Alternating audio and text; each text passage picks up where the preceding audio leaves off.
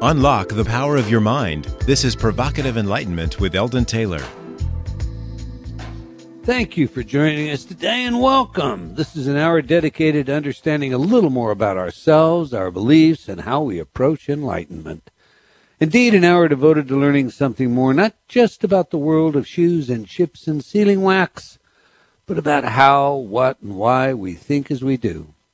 An hour for the open-minded, willing to challenge some of those old ideas behind who we are and who we might become. I'm Eldon Taylor, I believe, still, after all the traveling we've been doing, and this is Provocative Enlightenment. Now, on a more solemn note, today marks another year past since the infamous attacks on 9/11. I would like to ask all of you to bow your heads in silent prayer or reflection for the next 30 seconds, blessing all who lost their lives and their loved ones, as well as all of the men and women who have served this great country in protecting us and our freedom.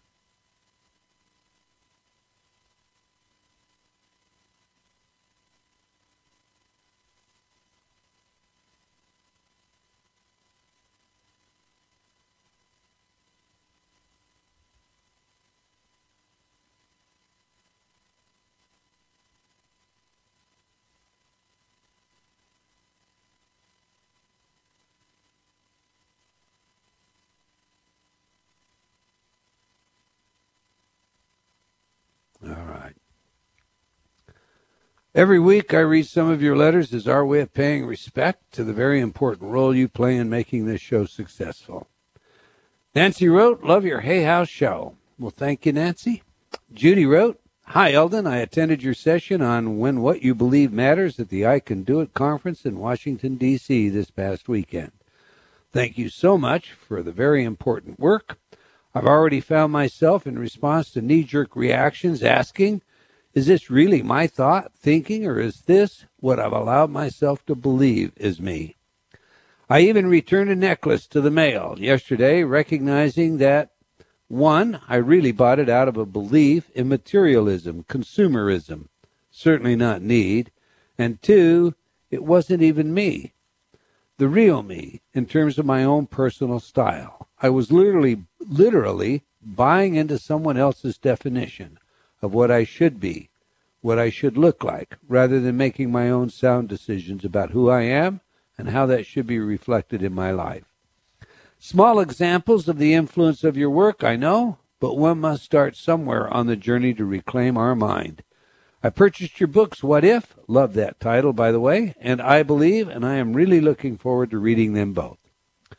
Well, thank you, Judy, for your thoughtful feedback, and congratulations, because deciding to be honestly who we are, dedicating ourselves to genuinely discovering our true identity, this is what it's all about for me. Now, for Ravinder, well, she's still kind of lost in the... You're on one today. Well, you're looking off, you see. All right, Charlotte wrote, I have your book. What does that mean? And I read about the face on the wall. I am so happy to know I am not the only one who has had this experience. I was about 16 when I was lying across the bed daydreaming, and all of a sudden this face of a man appeared in midair in front of me. He had stern eyes, and he stared at me as I stared at him. For some reason it didn't scare me, but it disappeared. And I never saw it again, but I still wonder why this happened. Well, as it turns out, we're not the only ones to have experienced this, Charlotte. But I still don't know of anyone who knows what it means. Perhaps, and I kind of think so. Like so many other markers and mysteries that I address in my book, What Does That Mean? It's how we come to know, emphasis on know, that there is more to it all than the secular humanists might have us believe today. Charles wrote, thanks for all your wonderful CDs and videos that have changed my life.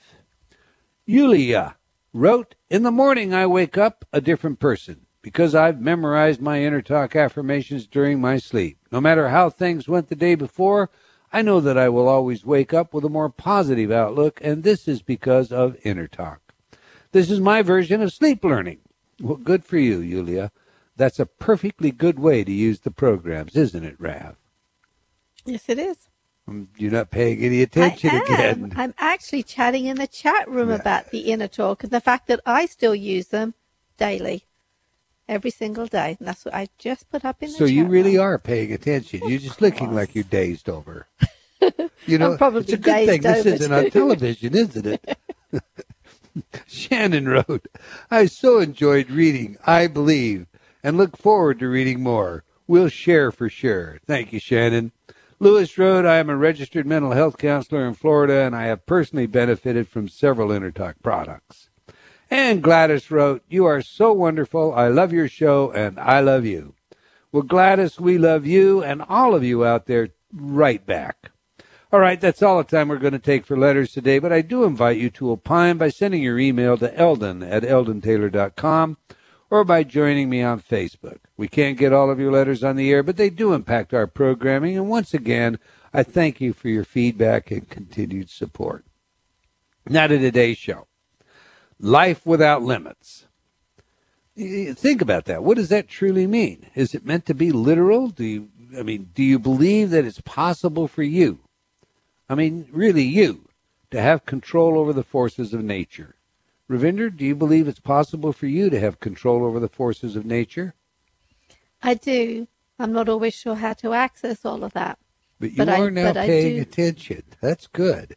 Do you think there are people Life is who an can exam. command the wind and fire? Call to their side wild animals and birds, heal the sick with a thought or a touch, or perform other extraordinary feats of consciousness. Well, our guest today has not only been with us before, but he is a legitimate shaman, what Dr. Christian Northrup calls the real deal. He is one of my favorites. I'm speaking of Mr. Peter Calhoun. Peter is said to be one of the very few persons who has experienced a full awakening of the siddhis, a Vedic term for the paranormal spiritual powers inherent in all people. He has demonstrated these powers before numerous groups, and many are described in his new book, Life Without Limits. A great read. Reading about Peter from his website, we find the following. Nearly 4 decades ago, while serving as a priest in the Episcopal Church, Peter had a series of lucid visions that completely turned his world upside down. In these visions, he was shown that the vast majority of people on earth were trapped in a prison of false belief systems that made up the consensus reality of our times. These false beliefs, which had no connection to truth or reality, had left all but a few of the most advanced individuals powerless and leading lives that were limited and inconsequential. Peter was told that in truth, each of us has individual manifestations of an infinite creator, are beings without limitations of any kind. In a second vision, Peter was shown that his sole purpose in his present life was to remember all that he had been previously, to understand what was learned in each lifetime, and then awaken the siddhis, or soul powers, that he had developed in other time periods. He was to teach and demonstrate these as abilities that lie latent in all of us. Close quote. Well, that's exactly what Peter's latest book is all about. So let's get him in here. Welcome back to Provocative Enlightenment, Mr. Peter Calhoun. Thank you, Eldon. It's good to hear your voice and be on your show once again. It's always good to speak with you, my friend. Yeah. But and to begin nice with, to Ravender, by the way. Say that again. I'm I said, sorry. you be nice to Ravender, by the way. Well, I've got to get her eyes open. You know, she's still running on jet lag. I think she's got a full-time job with you. Well, that's true. That is Thanks, true. Thanks, Peter. I need the support. She is still training me. That's what she says. Yeah. Okay. Listen, to begin with, for our listening audience that's not familiar with you, please share a little bit about yourself and your history, including your time as an Episcopal priest. I spent 8 years in the ministry of the Episcopal Church, and it was during that time that I had a growing dissatisfaction. I felt that there was something so much more than expressed through the doctrines and dogmas of the church, but it was really through a series of visions that my world opened up, and as you expressed, it turned upside down also. And that's when I was shown that I'd come into this life to demonstrate that we are beings that truly are without limitations of any kind, and the only reason that we live such limited lives is this, because this is what we've been taught by our mentors from the time we were toddlers. And it's not their fault. It's not the fault of our family members and friends and pastors and rabbis, and it is because they were given the same kind of information by their mentors, and this goes on back many generations. But the consensus reality of our culture that we have, most of us have come to accept, is that we're very limited, and what has happened is because we don't understand what our true nature is, beings without limitations. So we continue to live lives that are limited and disempowered, and in many cases inconsequential. And we are so much more than we know, so much more than we realize. And this, and I was shown all this in a vision that we have been, in a sense, been victims of a deception. It's not just our ignorance, but there is a small, dark cabal of an economic, religious, and political elite that has, for a long time, has fostered this false beliefs on us, and so we've bought into it, and it has been for the purpose of keeping us disempowered, so that we can become good worker bees to serve the needs of the elite. This is what I was shown in my vision, and for a long time, I did not know that I could accept this. I didn't talk about this for years. And I've certainly never saw myself as a conspiracy buff. In fact, my focus has always been on the positive. Who are we? What is our potential? And even though I talk about this web of deception that was woven over our collective humanity for many generations, I still Life Without Limits, the book that I've just written, is really not a book about me and my amazing powers. It's a book about you and who you truly are as a being that is without limitations yourself. Well, let me ask you this, Peter, because I read Soul on Fire, and I loved your book. You know that. I've praised the book. I've recommended the book to several people. And, you know, Soul on Fire, your first book, a Hay House book, and your new book, Life Without Limits, they differ. You know, tell us why you wrote Life Without Limits and how it builds on Soul with Soul on Fire. I wrote Soul on Fire to start to give a series of experiences that I'd had that are beyond the laws of the physical plane. And my purpose of doing this was to get people to thinking about the fact that maybe we are not limited by these laws. And the difference between Soul on Fire and In Life Without Limits is, in Life Without Limits, I didn't bar any holes. I said outright that we've been deceived. We have because of our ignorance and buying into a lot of false beliefs. We have lived limited lives, and here is the cumulative evidence based on my own life and those of people close to me that we are without limitations. And so I am much more aggressive in this second book, Life Without Limits, to get that point across. And I think you do a great job, by the way. I for a long time said that, you know, the intellectual elite, whatever that means, the ruling elite, whoever that might be, the one thing they're most afraid of is that we'll all wake up one day and realize who we really are and just how much genuine, legitimate power we all possess. But okay, now I have to ask you one more question Sure. before we get into the meat of your book. I have to clear my own mind on something. You and I have spoken on several occasions in the past, and if I'm not mistaken, you dismissed the idea of 2012 as having some eschatological significance during our last radio interview.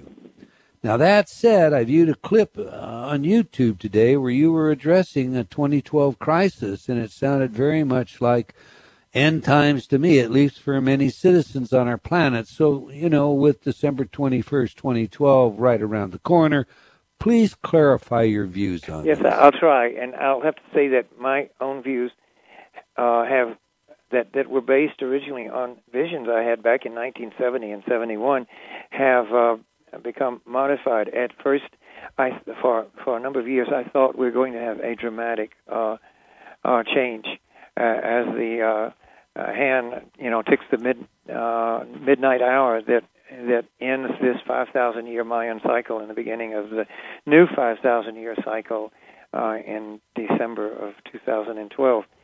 I've come to believe that the changes are going to be very subtle, but everything from that point on will be different, and it will be some time, perhaps, before we are aware of the differences, perhaps a few years, maybe a decade or two. But what is happening is our Earth and our solar system is crossing the galactic meridian at that time. This is a physical event. This is not some visionary thing.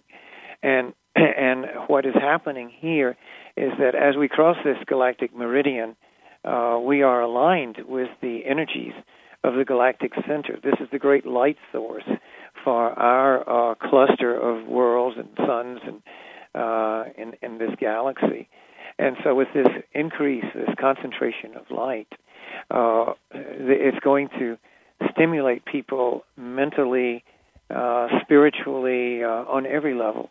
And it'll stimulate great new technologies, unprecedented science that we hardly, even now, would hardly recognize.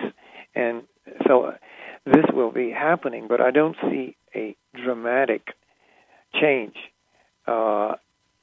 between, that marks the tolling of that midnight hour of the age.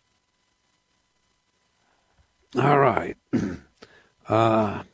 I guess, there's a part of me, and I've addressed this many, many times, that every single day we have a evolution in consciousness. Yes. And sometimes it's a devolution. And, I think it is the consciousness of the group that tends to decide whether or not which direction we're going to go. And I have seen the 552,000, the 2000 Y2Ks.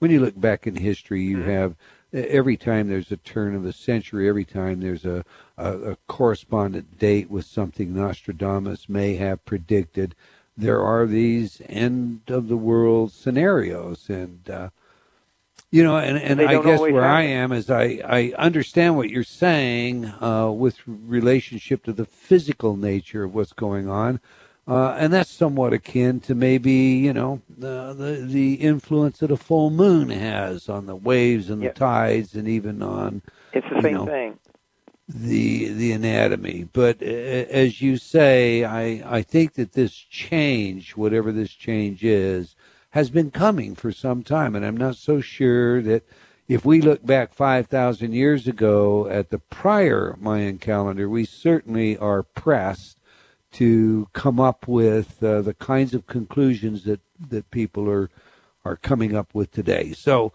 with that said, I don't mean that by way of disagreement. I just mean that by way of clarification. I think so. I think it is.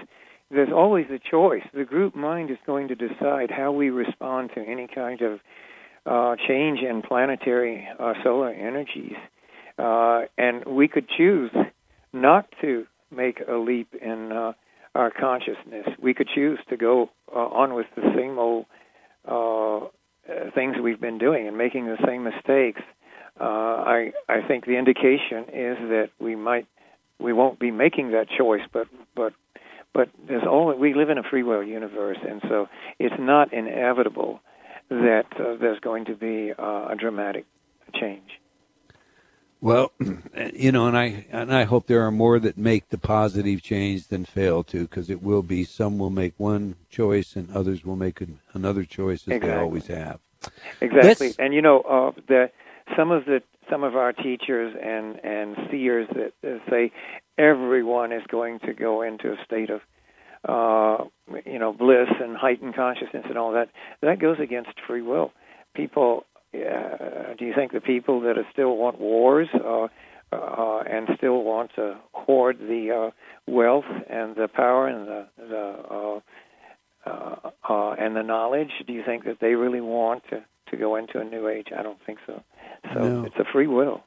I agree with you totally there. I agree. Although I see free will evaporating nowadays, that's something I talk about a lot. It's just simply because we don't tend to tuning into the important things about who we really are. I mean, that's one of the things you bring out in your book.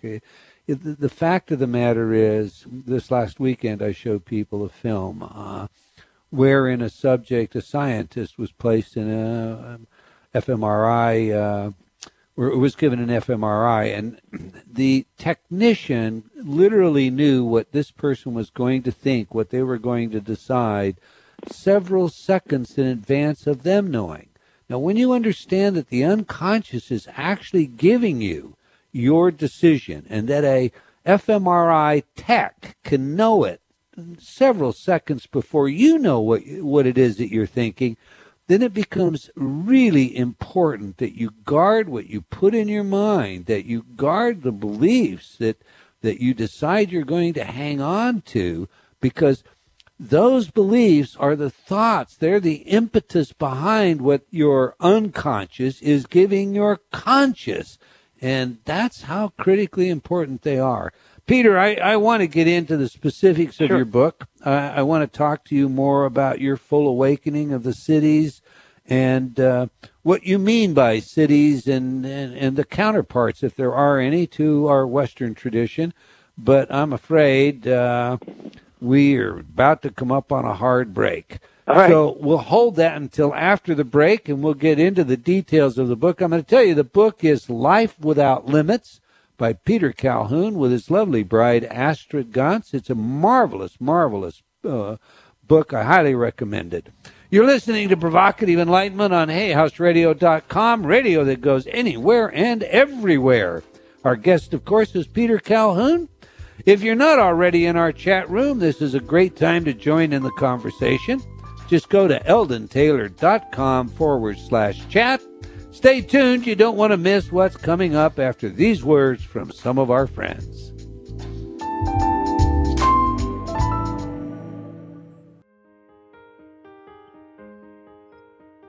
Do you feel like you've become lost in a funhouse? Only seeing the reflection of yourself, past, future, and present, but unable to find the real you? I invite you to step through the doorway and onto the path leading to understanding of your mind, your choices, and the influences that surround you. Read Eldon Taylor's New York Times best-selling book, Choices and Illusions, now expanded, updated, and revised. It will provide you with real-life examples of how you can break free from your current perceptions and begin your journey to how high is up. Get your copy today from all bookstores or online from Amazon.com or Barnes & Noble.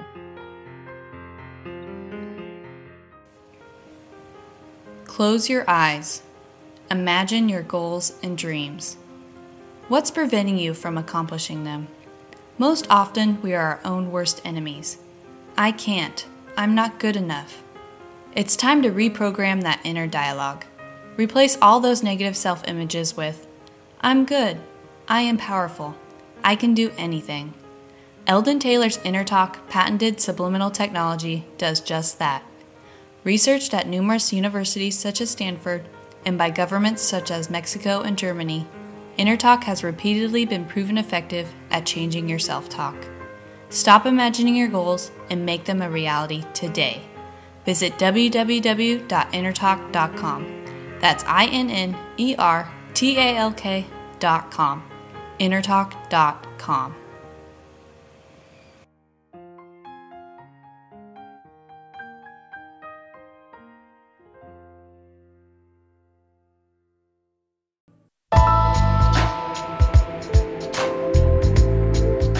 Unlock the power of your mind. This is Provocative Enlightenment with Eldon Taylor.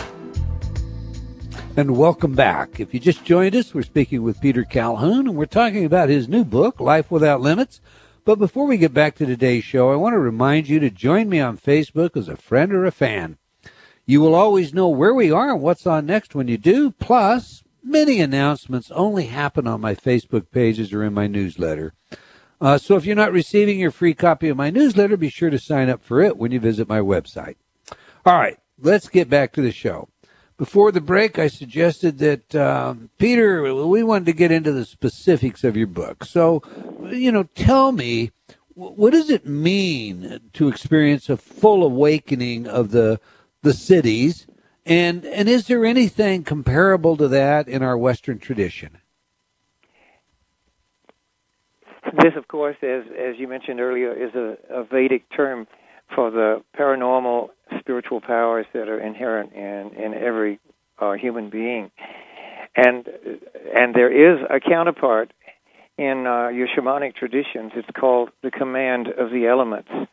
That's at least a counterpart of a portion of what the awakening of the siddhis would be.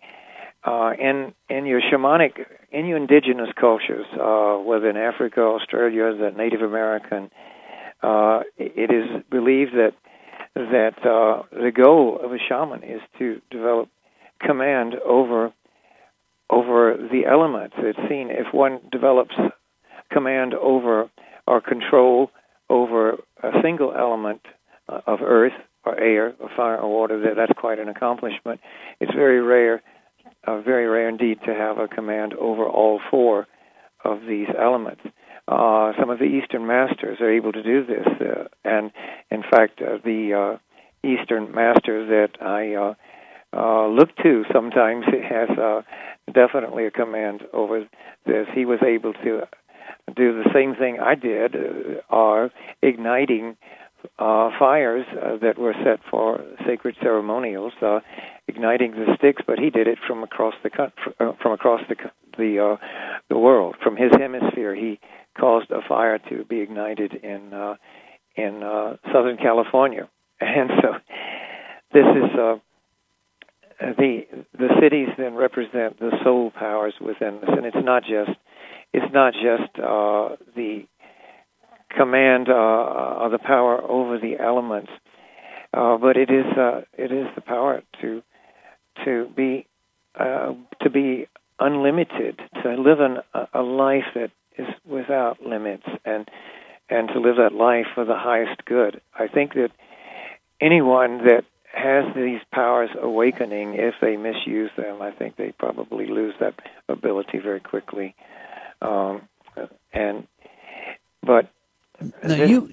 you actually teach people to do what you're talking about, and I know that you have journeys, and you take them into nature, and you don't just talk the stuff. Yes. You do it. You actually turn storms away. You change the wind. Yes.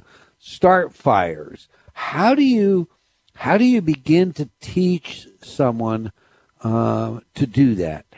It is connected with being able to let go of identification with ourself and with our body, and merging with the creation. It is through a growing unity, joyous and ecstatic unity with all life on earth. And as that begins to happen, these powers begin to awaken. And yes, I do teach this. I teach people how to awaken their own powers. My purpose is not to point to, hey, look at what I can do, but look at what you're able to do if you truly believe this and are willing to do the work.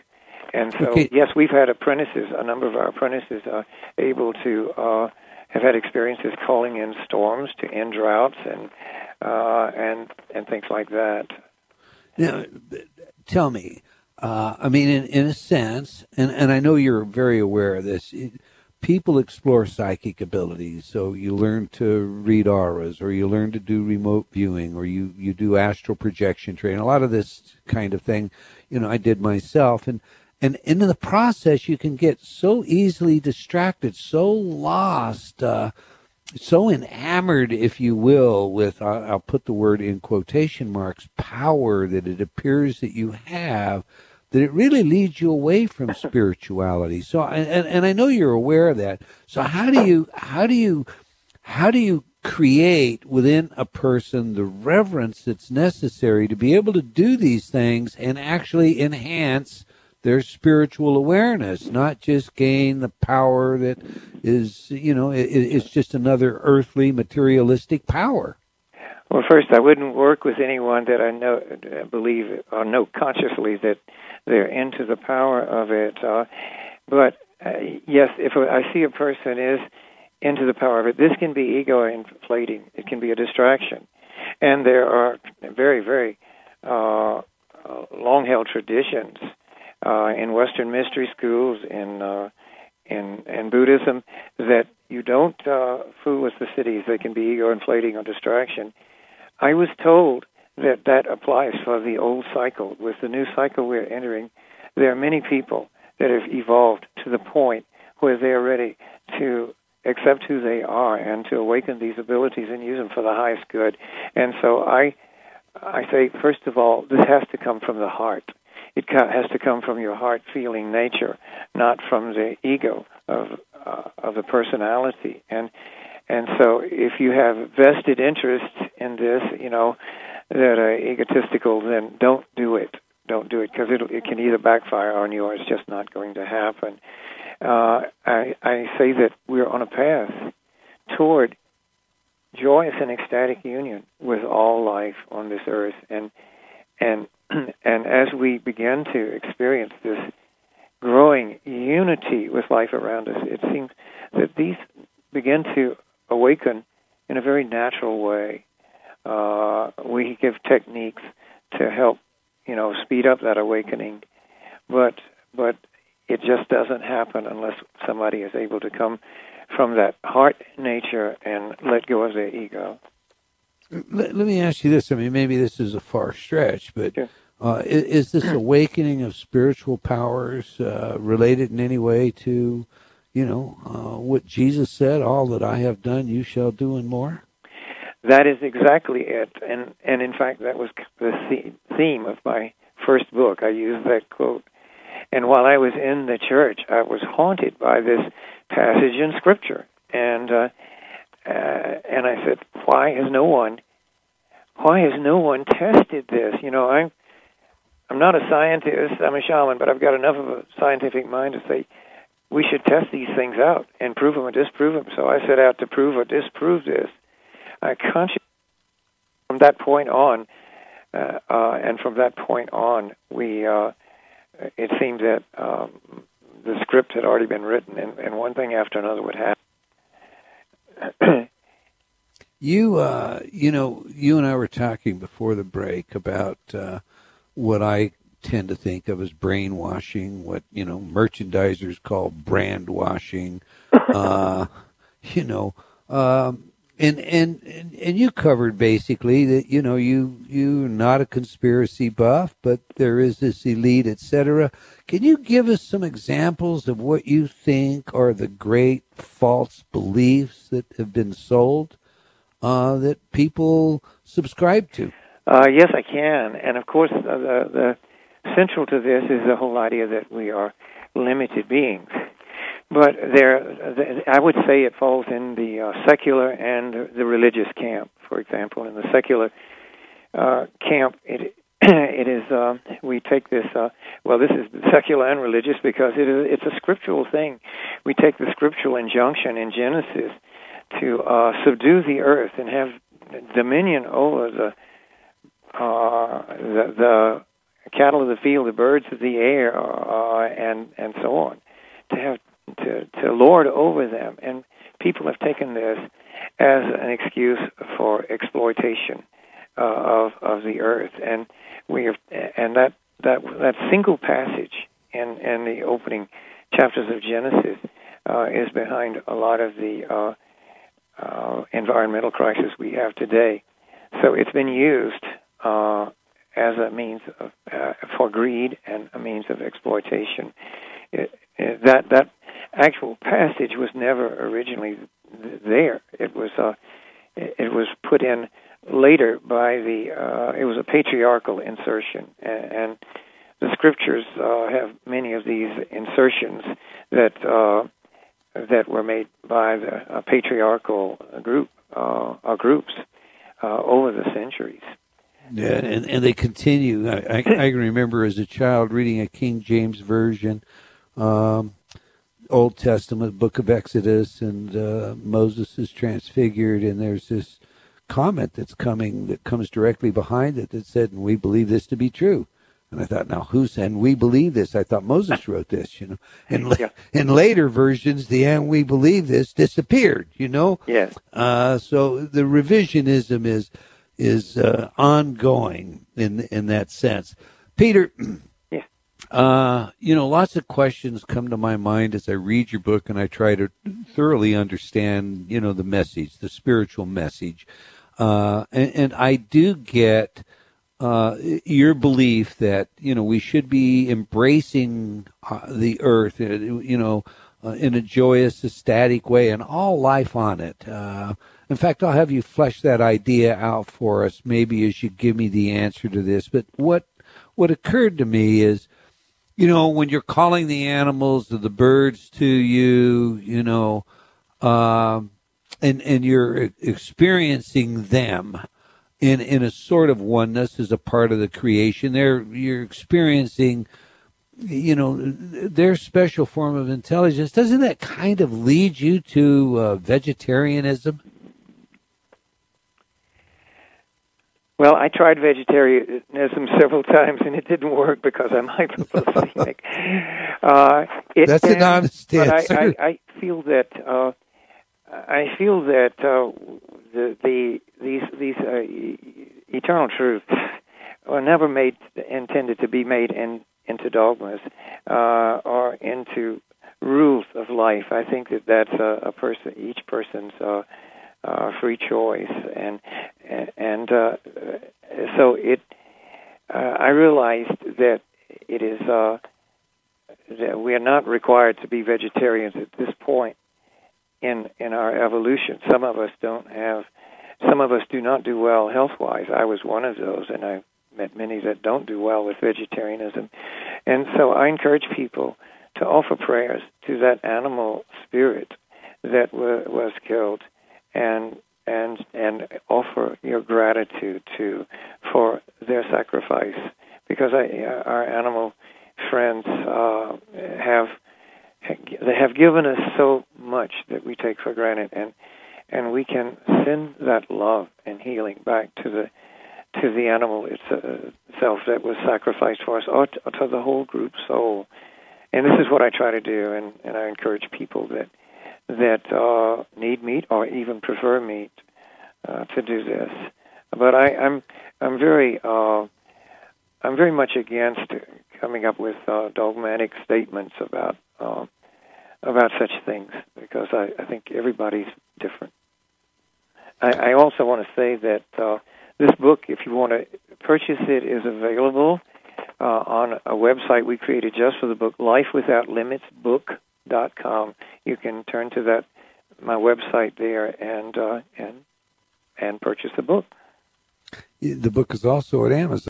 Barnes and I was going to ask you that later, but since you're on it, you have a special promotion that's going on in your book. So why don't you tell us about that, and we'll learn all about how to get the book, and then I'm going to come back and I'm going to pursue you just a little bit more on animal consciousness. Okay. Right.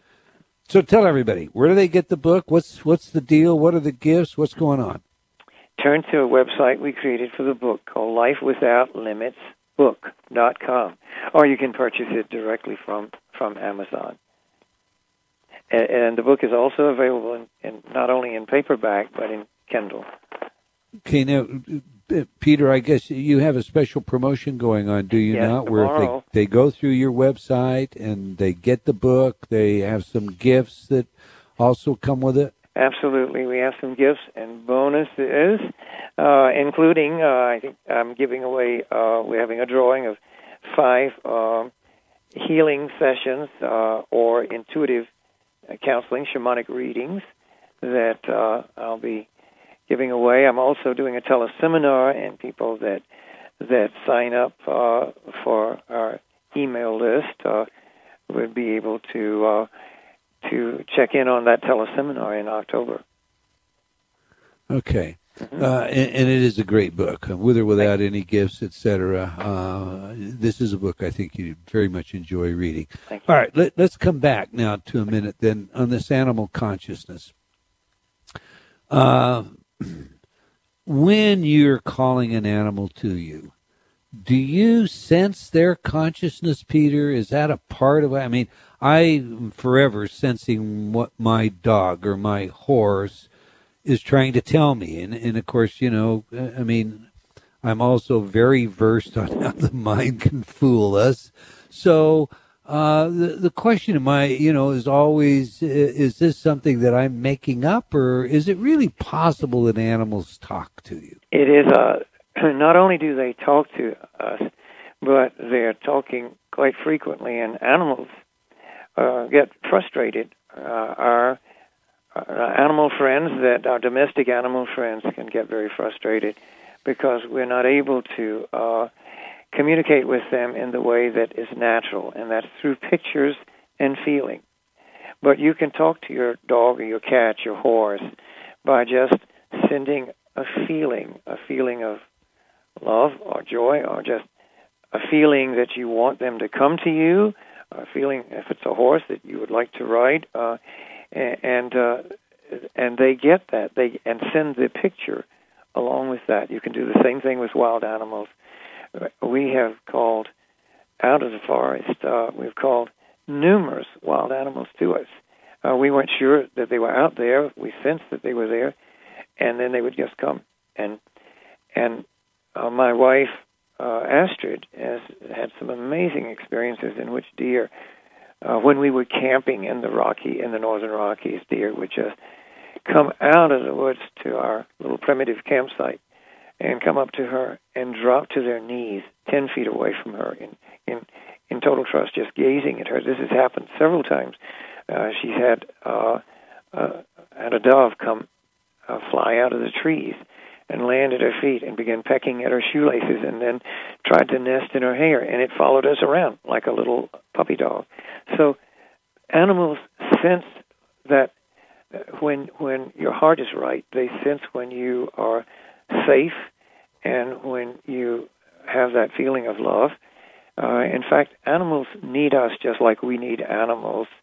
They need us because this is how they become. It's through our gratitude that animals begin to realize that they are special, and they begin to realize that they are individuals also. This is how life individualizes on our earth, is through our love and appreciation.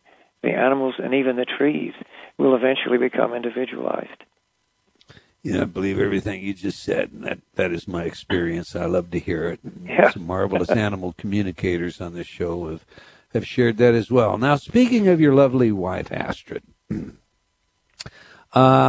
you describe in your book a feeling, a state of consciousness that you refer to as the Edenic consciousness. I assume that's how we would say that. I say Edenic, and yet I've never looked up the pronunciation, so maybe I've been mispronouncing it all along. But okay. Anyway, tell us what that is. Explain it to us.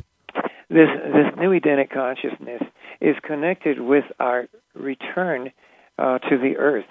It is connected with the joyous unity that we begin to experience in a growing way with all life, with the plants and the flowers in our garden, the animals, including the animal friends that live with us, and the trees, that because there's life in everything.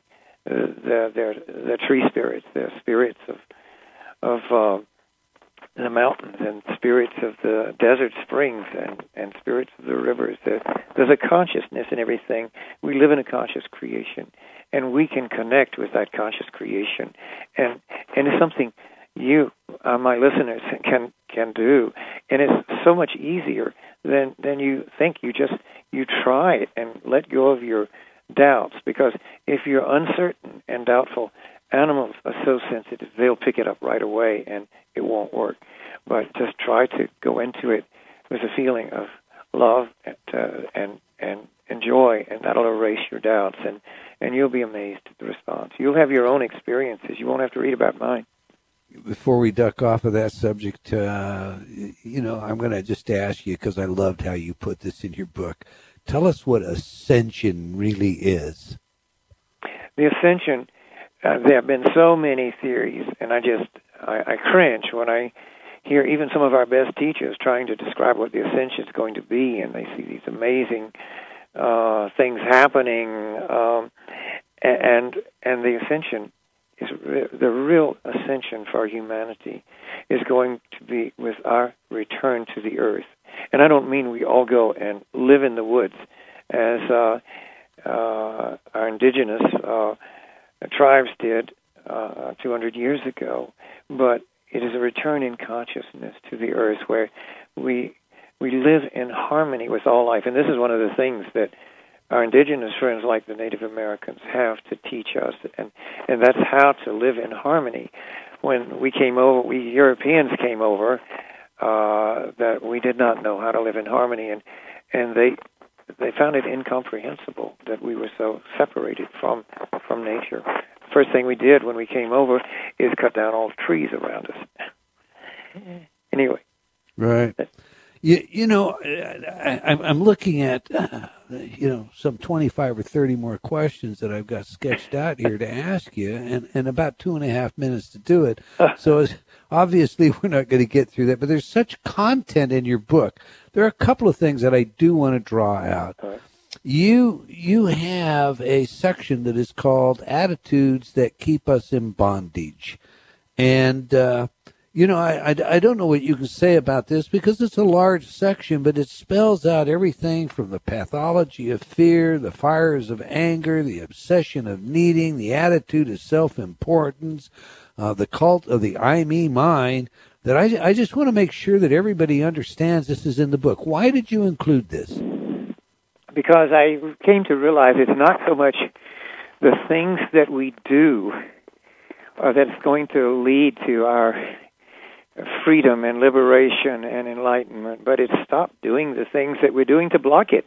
We are already on the essence level. We Peter, I shouldn't. I'm going to have to hold you there because there's two things. Sure. I want everybody to know that there's a great section in the book called Thinking Outside the Box, and it's a series of questions that you're asked, and they're the kinds of things we all encounter, and your typical response, not of our Hay House people, but of everybody else out there in the world, is not in the positive direction it should be.